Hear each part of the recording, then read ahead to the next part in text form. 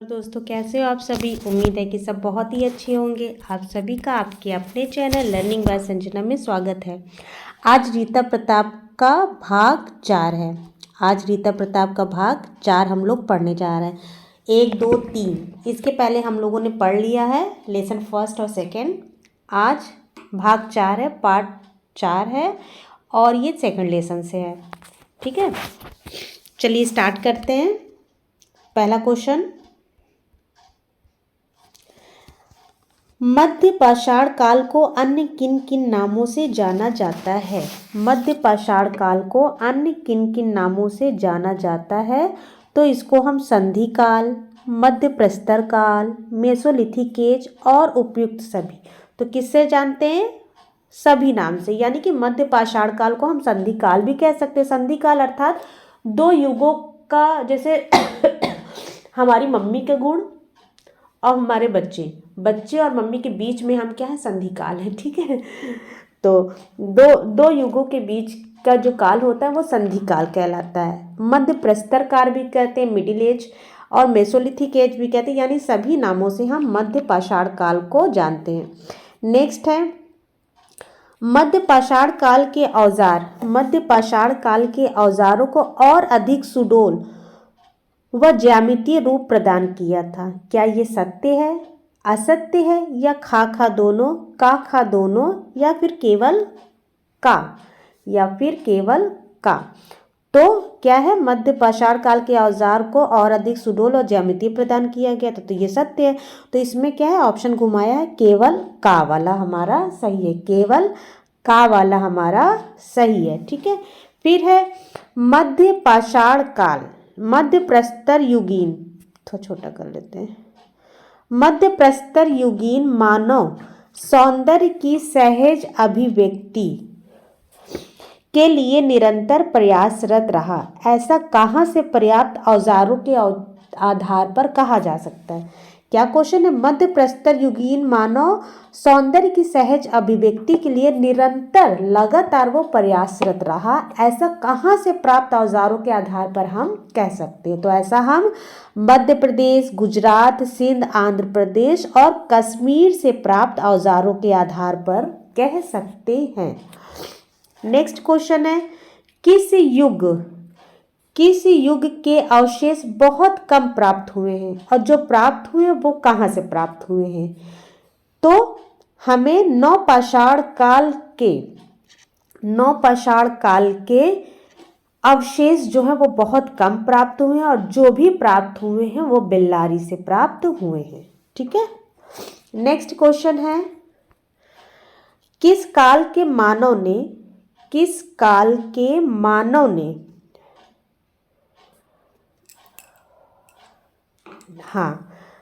पशुपालन, कृषि, मृद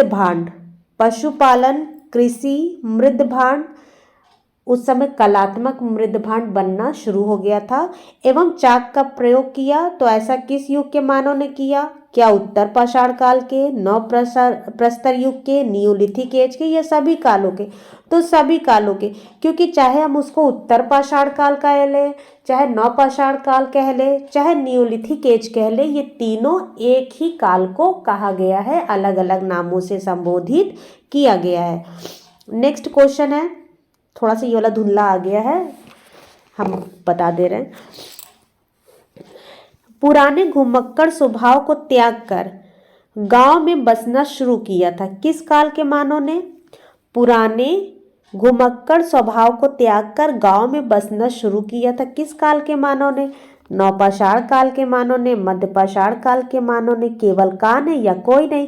तो केवल का ने, यानी कि नवपाषाण काल के मानव ने बसना प्रारंभ किया था। ठीक है, नेक्स्ट क्वेश्चन है, इस तरह से बनाने में सही आ रहा है ना एक एक क्वेश्चन? हाँ, ऐसे ही बनाएंगे। गढ़ा हुआ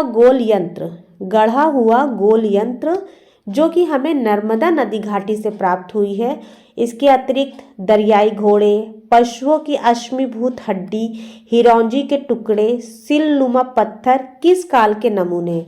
तो ये किस काल के नमूने हैं? तो उत्तर पाषाण काल के ये नमूने। किस काल के? उत्तर पाषाण काल के ये नमूने हैं। ठीक है, नेक्स्ट क्वेश्चन है, उत्तर पाषाण काल, उत्तर पाषाण काल के मानव का प्रधान केंद्र था। तो प्रधान केंद्र क्या था मानव का उत्तर पाषाण कालीन? तो बेल्लारी था। क्या? बेल्लारी था।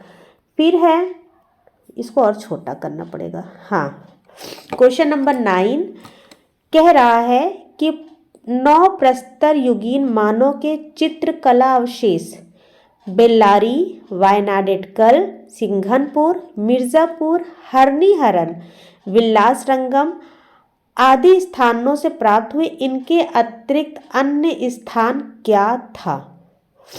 इनके अतिरिक्त अन्य स्थान क्या था? क्या वो विंध्याचल, बुंदेलखंड, रामगढ़, बूढ़ा परगना था? क्या विंध्याचल, समरकंद, बुंदेलखंड था? देखिए समरकंद तो अब होगा ही नहीं क्योंकि ये तो हिरात वाला चला गया।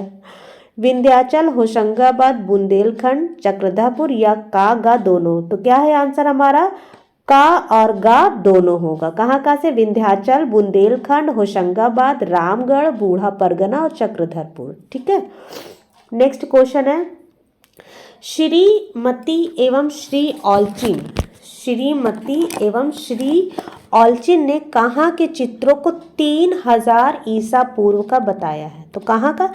क्या हिमालय पर्वत, कैलाश पर्वत, ऋषिमुख पर्वत, ये सभी?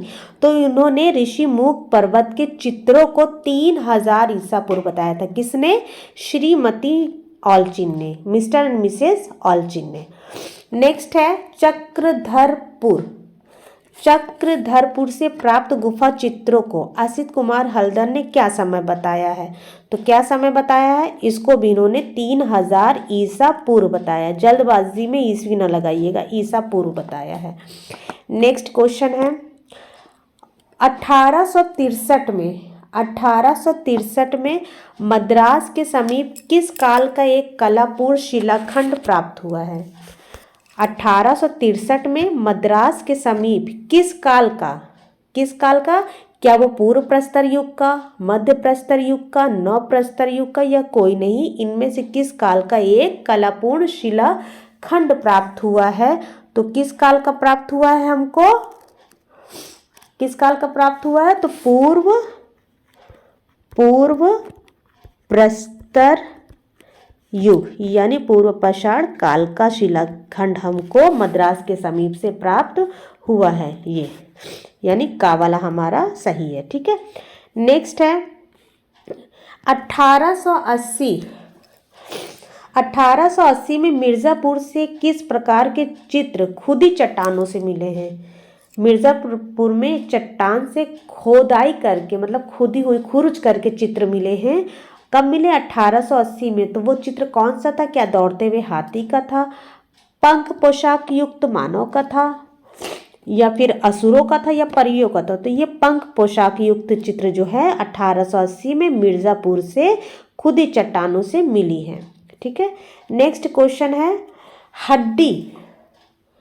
हड्डी से निर्मित आभूषण भारत में मध्य पाषाण काल में कहाँ से प्राप्त हुए हैं? किसकी बात हो रही है? हड्डी से निर्मित आभूषण की बात। तो ये महदहा से प्राप्त हुए। कहाँ से?